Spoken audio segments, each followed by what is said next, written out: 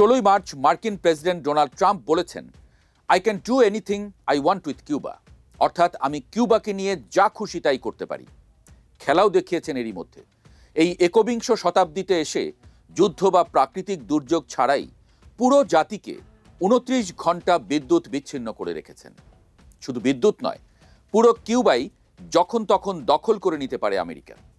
Soviet union থাকার সময় Cuba ছিল রাশিয়ার ঘাঁটি, কিন্তু 2001 সালে রাশিয়া কিউবার ঘাঁটি বন্ধ করে দেয়, পরমাণু মিসাইলও সরিয়ে নেয়। কিউবার সাথে রাশিয়ার আগের মতো সম্পর্কও আর নেই। কিউবার সঙ্গে খুব বেশি দেশের আন্তর্জাতিক স্বার্থও নেই। তবে একটা প্রশ্ন, আমেরিকা যদি কিউবাকে চাপে ফেলে দখলের দিকে যায়, তাহলে কি চীন তাইওয়ান ইস্যুতে একই যুক্তি ব্যবহার করবে? 16 মার্চ 2026 হোয়াইট হাউসে ডোনাল্ড ট্রাম্প বলেন, I do believe I will be having the honor of taking Cuba. I can do anything I want with it. এই বক্তব্যের আগে পরে তিনি আরও বলেন, Cuba is going to fall soon এবং ফ্রেন্ডলি টেক ওভার সম্ভব। ডোনাল্ড ট্রাম্পের বক্তব্যে মনে হয় কিউবা দখল বা সেখানে সামরিক হামলার পরিকল্পনা করছেন তিনি। কিন্তু ইতিহাস বলছে, বর্তমান বিশ্বে কোনো দেশ দখল করাটা খুব বেশি বুদ্ধিমানের কাজ নয়। গত 50 বছরে পৃথিবীর 1 ইঞ্চি জায়গাও দখল করেনি আমেরিকা, কারণ দখল করলে সেই এলাকার দায়িত্ব নিতে হবে। আমেরিকা কোনো দায়িত্ব নেবে না। আমেরিকা পৃথিবীর অসংখ্য জায়গায় ঘাঁটি গেড়েছে, সরকার পরিবর্তন করে নিজেদের পছন্দের সরকার বসিয়েছে, কিন্তু সরাসরি নিজেদের দখলে নেয়নি। তবে ট্রাম্পের কথা আলাদা। আমেরিকার 250 বছরের ইতিহাসের সাথে ট্রাম্পের কার্যকলাপের কোনো মিল নেই।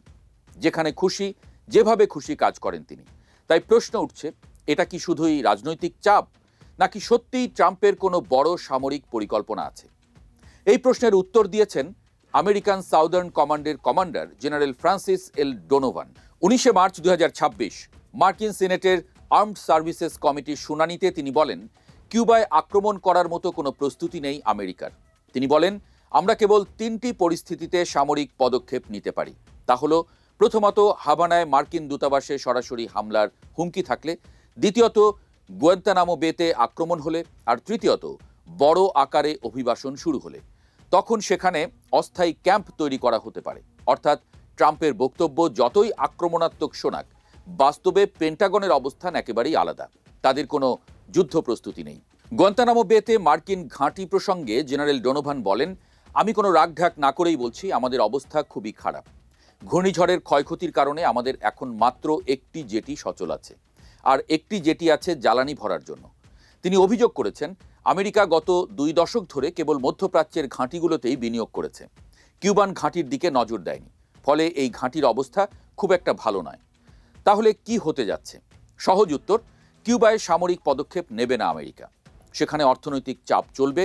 2026 সালের জানুয়ারিতে নিকোলাস মাদুরোকে গ্রেপ্তারের পর ভেনেজুয়েলা থেকে কিউবার তেল সরবরাহ কার্যত বন্ধ হয়ে যায়।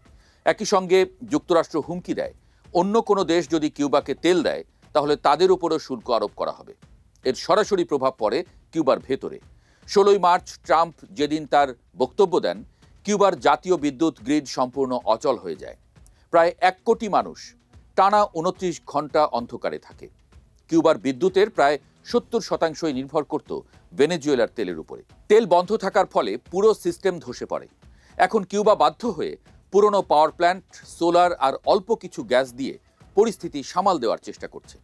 এই মুহূর্তে কিউবাতে 1200 মেগাওয়াট বিদ্যুৎ সোলারে উৎপাদিত হয়, যেখানে তার দৈনিক চাহিদা প্রায় 2300 মেগাওয়াট। আগামী 2 বছরের মধ্যে সৌরবিদ্যুতের উৎপাদন 2000 মেগাওয়াটে উন্নীত করার কাজ চলছে। এটা করা গেলে তেল ছাড়াই চাহিদার 80% বিদ্যুৎ উৎপাদন করতে পারবে দেশটি। তবে তার আগ পর্যন্ত অর্ধেক উৎপাদন ক্ষমতার কারণে দেশটিকে প্রতিদিন 12 থেকে 16 ঘন্টা পর্যন্ত লোডশেডিং সহ্য করতে হবে। এমন একটা নাজুক দেশ আমেরিকা যে কোনো সময়ই দখল করে নিতে পারে। কিন্তু তিনি কি তা করবেন? বিশ্লেষকরা বলছেন, আমেরিকা অহেতুক এখানে ঝামেলা করতে যাবে না। কারণ প্রথমত, কিউবার ভেতরে থেকে আমেরিকা খুব বেশি সহযোগিতা পাবে না। দ্বিতীয়ত, ইরানের মতো কিউবা খনিজ সম্পদে সমৃদ্ধ কোনো দেশ নয়। কোবাল্ট বা নিকেলের মতো যে খনিজ সেখানে আছে, তা আমেরিকা এমনিতেই অনেক সস্তায় পাচ্ছে। তাই শেষ পর্যন্ত অর্থনৈতিক পথেই যাবেন ট্রাম্প। তিনি জানিয়েছেন, কূটনৈতিক যোগাযোগ চলছে। ট্রাম্প নিজেই বলেছেন, we are talking with Cuba. কিন্তু সেই আলোচনার শর্ত কি, কার সাথে কথা হচ্ছে, তা এখনও পরিষ্কার না। এবারে আসি তাইওয়ান প্রসঙ্গে। মার্চ 2026-এ প্রকাশিত অ্যানুয়াল থ্রেট অ্যাসেসমেন্ট 2026-এ মার্কিন গোয়েন্দা সংস্থাগুলো বলছে চীন এখনই তাইওয়ান আক্রমণের কোনো নির্দিষ্ট পরিকল্পনা নেয়নি। 2027 সালের মধ্যে চীন তাইওয়ান দখল করবে এমন কোনো ফিক্সড টাইমলাইনও নেই। চীন বলছে তাদের অফিসিয়াল অবস্থান এখনও পিসফুল ইউনিফিকেশন, অর্থাৎ শান্তিপূর্ণভাবে একীভূত হওয়া। যদিও সবাই জানে প্রয়োজনে তারা বল প্রয়োগের পথেও যেতে পারে। তবে সরাসরি যুদ্ধের বদলে চীন এখন অন্য পথে প্রস্তুতি নিচ্ছে। ডিসেম্বর 2025-এ তারা জাস্টিস মিশন 2025 নামে বড় একটি সামরিক মহড়া চালায়। সেখানে ড্রোন, যুদ্ধবিমান, উভচর জাহাজ সবকিছু ব্যবহার করে। লক্ষ্য ছিল বাইরের শক্তিকে, বিশেষ করে যুক্তরাষ্ট্রকে তাইওয়ানের কাছে আসতে না দেওয়া। এর পাশাপাশি আরও একটি ইন্টারেস্টিং বিষয় দেখা যায়। 2025 সালের শেষ সপ্তাহ এবং 2026-এর শুরুতে পূর্ব চীন সাগরে 2000-এর বেশি মাছ ধরার নৌকা নিখুঁত ফরমেশনে অবস্থান নেয়। প্রায় 470 কিলোমিটার লম্বা দুটি লাইন তৈরি করা হয়। বিশেষজ্ঞরা বলছেন এটা আসলে মেরিটাইম মিলিশিয়া ব্যবহার করে ব্লকেডের মহড়া। কারণ চীনের কাছে পর্যাপ্ত ল্যান্ডিং ক্রাফট নেই, তাই তারা বেসামরিক জাহাজকেই কৌশলগত সম্পদ হিসেবে ব্যবহার করছে।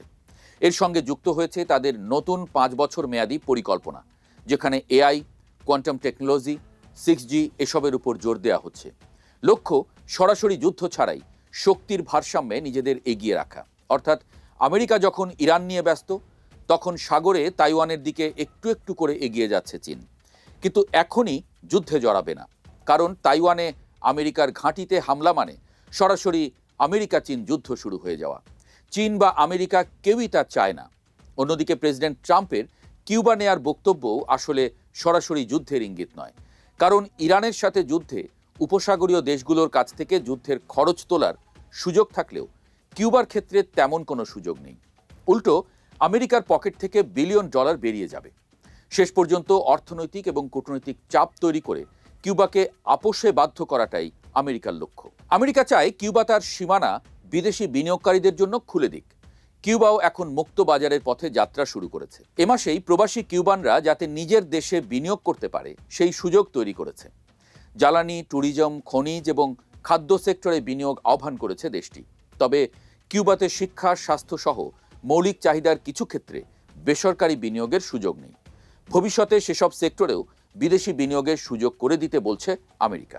আর চীনও প্রায় একই ধরনের পথ নিচ্ছে। সরাসরি আক্রমণ নয়, বরং সামরিক উপস্থিতি, অর্থনৈতিক শক্তি এবং গ্রে জোন কৌশল ব্যবহার করে তাইওয়ানকে চাপে রাখতে চায় তারা। তবে ভবিষ্যতে আমেরিকা যদি কিউবার উপর আরও আগ্রাসী পদক্ষেপ নেয়, তাহলে কি চীন বলবে, আপনারা কিউবায় যা করছেন আমরা তাইওয়ানে সেটাই করছি? বিশ্ব রাজনীতির খেলাটা এখন ঠিক এই জায়গাতেই আটকে আছে।